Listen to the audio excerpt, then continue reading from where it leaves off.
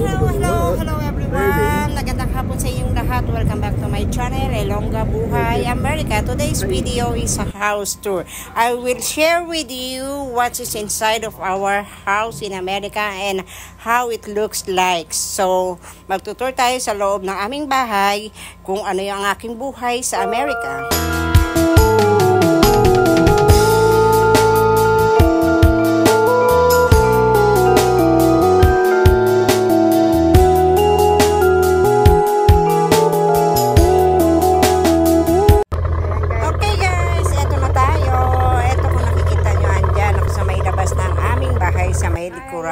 Naglilinis ako niya ng loob ng sasakyan ng kotse kasi masyadong madumi, kasi pag ang sawa ko gumamit ng sasakyan ay parang bata, napakadaming kalat. Ako ayoko na maduming sasakyan, so hindi ko muna siya pinaka-car wash or dinala sa auto shop. Mas gusto ko yung ako maglilinis, pero paminsan-minsan dinala din namin, kaya lang mahal kasi magpalinis sa Amerika tsaka magpa-car wash. So kung pwede lang kami na ng asawa ko gumagawa, pero most of the time ako yung gumagawa talaga ng paglilinis ng aming sasakyan. Pag off ako, dililinis ko yung dalawang sasakyan namin. Either, halimbawa, ngayon, lilinisin ko isa, tamben tomorrow, lilinisin ko naman yung isa.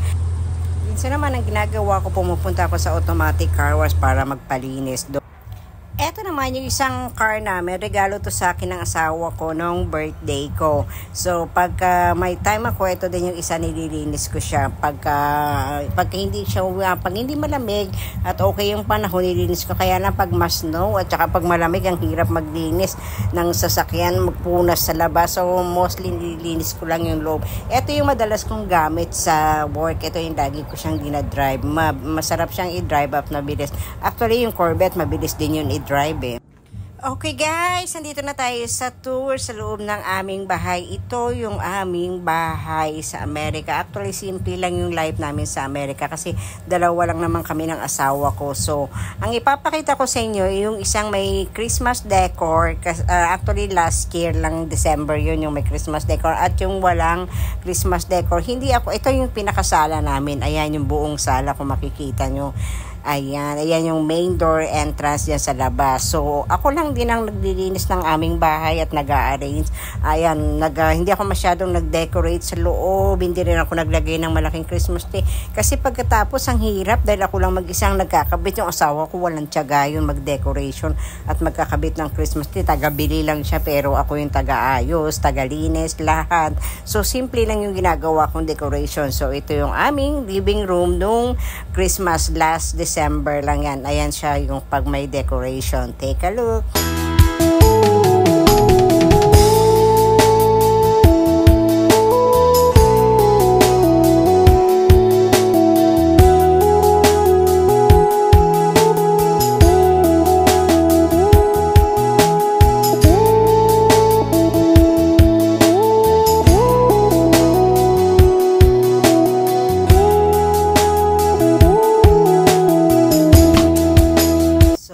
Diba, nakikita niya yung aming buong living room. Ito yung during the Christmas season, yung December siya nag-decorate. Actually, November after Thanksgiving kasi ang pagkakabit dito sa Amerika ng ng Christmas decoration. Ito yan, makita niyo yung aming busala.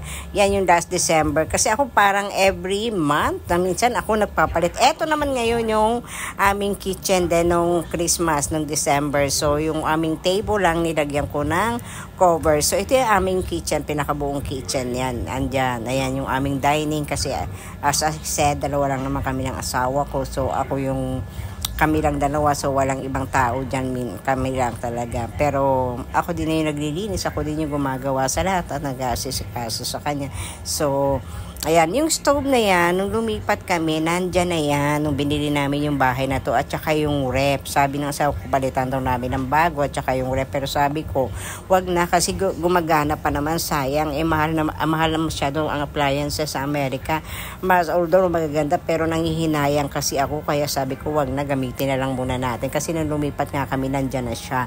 So, ayan yung pinaka-kitchen namin. Meron kaming side table dito, tapos 4 seaters yung aming dining. Ako kasi mahilig ako maglagay ba ng mga decoration sa wall, kung ano-anong mga gusto kong decoration. Ayan, mahilig ako mag-decor sa bahay at mahilig ako mag-ayos ng bahay. Actually, parang eto pala yung aming toilet. Ayan, sa first bathroom namin to. Eto yung during Christmas din December, nagde-decorate din ako ng kahit papano, kahit konti lang, at least may Christmas spirit kahit sa loob lang ng bathroom. So ayan yung aming bathroom. Oh, ayan, makikita nyo, meron akong tabo at balde. Hindi talaga nawawala yung tabo at balde. Hindi ako kontento ng tissue o wipes lang. Hanggang ngayon gumagamit pa rin ako ng tabo. So sa dalawa yung bathroom namin dyan sa bahay. So yung parehong bathroom meron talagang tabo. Actually, kahit umalis kami ng mga friend ko, namamasyal kami o nag-overnight kami, nagdadala talaga kami ng tabo. Tabo is live. So, ayan ang ito yung first bathroom na malapit sa hallway. Kahit yung bathroom namin, makita nyo naman, ino-organize ko yan. Kahit yung aming kitchen cabinet, ino-organize ko din yan kasi gusto ko well-organized lahat. Pati yung loob, hindi ko na nga lang napakita kasi ako lang nga yung isang nagbibideo. And then, ito naman, yung master bathroom. Ayan yung bathroom namin sa master. So, nag-decor lang din ako ng konti at at eto dati, wood yan, pinapalitan lang namin, tsaka tiniles namin. So, nakita nyo, as you can see, diba, ayan, naka-organize din siya. Gusto ko kasi lahat organized. Dito naman, walang bathtub. Body shower lang meron dito. Pero syempre, meron pa rin akong tabo dyan. So, ito ba, yung pinapakita ko sa inyo ngayon, ito yung master bathroom. Yung una, yung bathroom namin sa malapit sa hallway. So, ayan. Eto, dito na tayo sa part naman after nung Christmas, pinagtatanggal ko na yung mga decoration namin. So, eto na yung itsura ng living room namin nung walang decoration. Kung makikita nyo, medyo nag-iba yung appliances kasi meron kami mga pinamigay na mga couch at saka sofa at saka yung mga ibang gamit. Pero, nung after ng Christmas nung wala ng decoration, ganyan na siya yung itsura namin. Kasi ako sa amin, pag wala talaga akong ginagawa, especially pag off days ko, nag-iikot ako niyan, ikot yung aming mga appliances. Nagagalit nga yung asawa ko kasi wala daw permanenteng ayos. Basta every month nag-iiba yung ayos pag tinoyo ako ng utak. So pag tinoyo yung utak ko, ayan, niniiba ko yung ayos. So ito yung itsura nung living room namin after ng Christmas. Pero bago kami umalis ng Pilipinas, iba na yung itsura ng bahay namin. Ganun pa rin, may nabawas lang ng konti mga appliances at nabago yung mga kortina. Pinalitan ko kasi nagpalit ako ng mga kortina lahat bago kami umalis ng Pilipinas. So pinalitan ko, pero ganyan ang itsura talaga ng aming living room. So take a look.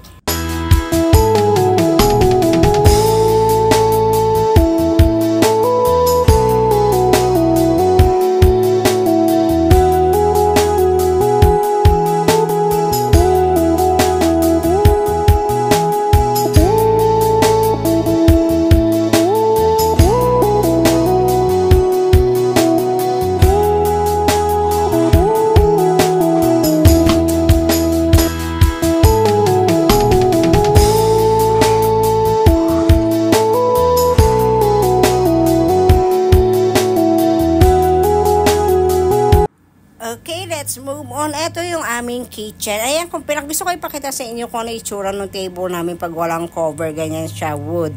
Ayan, pagka wala siyang cover, ganyan ang itsura niya. Ayan. So, dito na tayo ngayon sa kitchen namin na wala naman siyang decoration. Ako kasi mahilig ako maglagay ng halaman sa loob ng bahay. So, meron akong halaman sa kwarto, meron akong halaman sa living room at saka kahit sa kitchen namin. So, eto ngayon, iniba ko na yung cover ng mesa ko kasi tapos na yung ngayong Christmas. Ito na yung naging itsura niya nung after Christmas. So, ito yung aming pinakabuong kitchen. Ayan siya. Ito ngayon. Pero bago din ako umalis, nagpalit din ako ng kortina sa kitchen namin at saka nagpalit din ako ng cover. So, ito yung nung bago ako umalis ng Amerika. Ayan siya, buo. Yan. Malapad yung kitchen namin, dalawa lang naman kami. madalang din ako magluto sa kitchen. Tsaka yung dishwasher namin, hindi ko masyadong ginagamit kasi palabas sa Pilipino tayo, mas gusto natin hugas kamay. Ginagawa ko lang storage sa mga plastic container ko. Tapos yan yung dryer, washer and dryer namin at tsaka storage. Ayan ang ginagamit. Diyan kami naglalaba at tsaka nagda-dryer din. Kasi alam mo naman dito sa lugar namin o sa ibang part ng state, hindi uso yung sampay-sampay. So, kung makikita nyo, ayan sa video yan, yung pinakabuong kitchen. Ayan, yun doon sa hallway, papunta doon, yun yung hallway doon. Yun doon malapit ang CR. Tapos dito papunta sa may gilid, yan yung aming living room. Yan yung may TV dyan, papasok ang living room. Ayan yung hallway, papunta sa mga kwarto. Kung makikita nyo, ayan yung buong kitchen namin. Tapos, ngayon, dito, ito yung first bathroom namin na wala na siyang decor, na hindi na siya, walang Christmas decor. Pagka hindi Christmas, ganyan ang itsura ng aming bathroom. Nagpapalit na ako minsan ng shower curtain, naglalagay ng lid ng cover na sa toilet. Ayan, so, makikita nyo, ganyan, organized pa rin. So, gusto ko lang ipakita sa inyo yung pagkakaiba nung may decoration na to wala. So, take a look!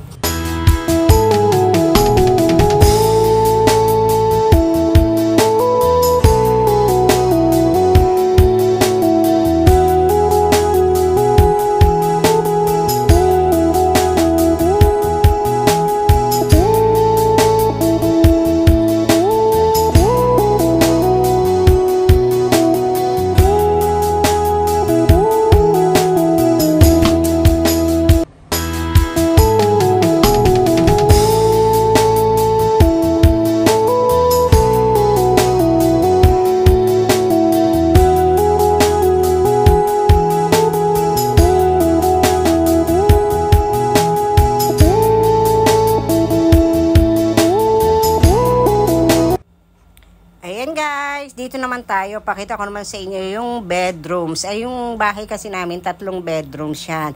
Yung master bedroom at yung first at saka second bedroom. Ito yung first bedroom namin.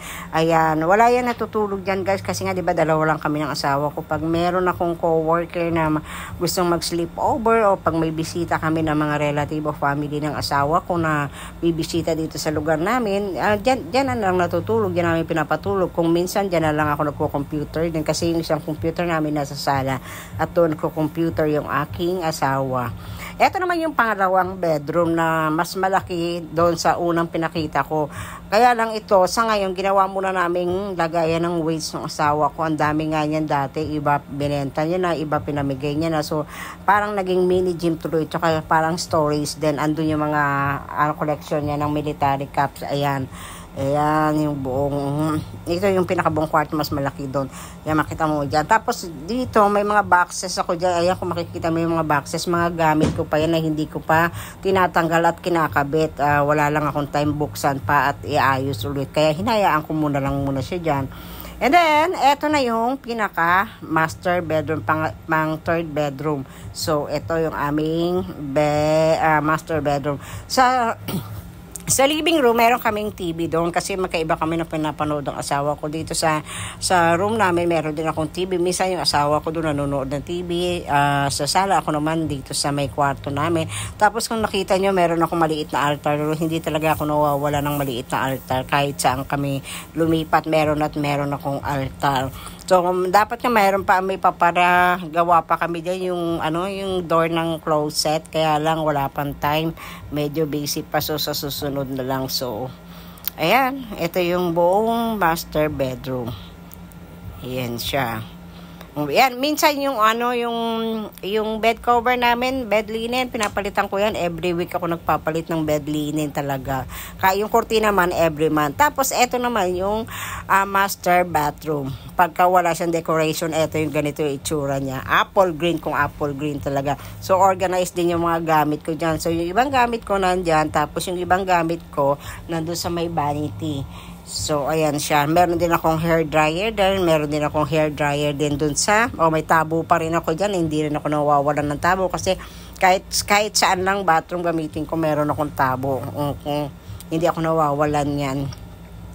Ayan, dati kasi yung ano niya, yung floor niya, wood floor yan, pinatiles lang namin. At saka binago din namin yung pintura. Iba kasi ang pintura niyan dati nung nabilan. Dito naman walang bathtub, shower area lang talaga siya. So, minsan dyan ako nagsishower, minsan doon naman sa kabila pag gusto ko lang talaga magbabad sa bathtub. So, the rest, eto yung mga kaganap-ganap na to sa mga winter, yung during winter season sa amin sa Amerika. Mas snow this year, talagang last year pa this year, mas snow talaga, grabe ang snow.